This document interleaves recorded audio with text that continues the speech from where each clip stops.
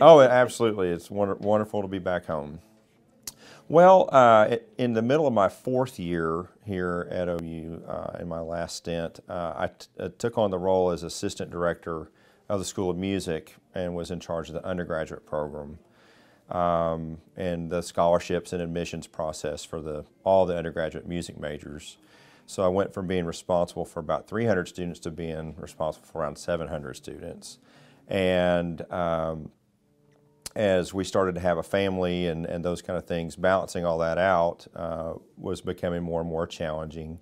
And I felt like when this opportunity in Richardson came along, it was the right time and place to take a look at doing something different.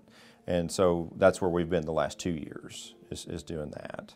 As a former member of the Pride and as the former director, when the president shared with me his invitation to come back and the conversation he'd had with the students, I felt very strongly that I wanted to be an active part of trying to right the ship and come back and try to move the program forward in the right way. Coming in and completely reteaching the traditional pregame show that hadn't been done in the last 2 years and a new show was a pretty tall order. But the credit for that goes entirely to the students and their resilience and hard work and just really positive attitude over the 2 weeks as we prepared for the last ball game. If it hadn't been for their energy and enthusiasm, I don't think we could have gotten that done. That's impressive even before you stop and consider the time of the semester we're in right now.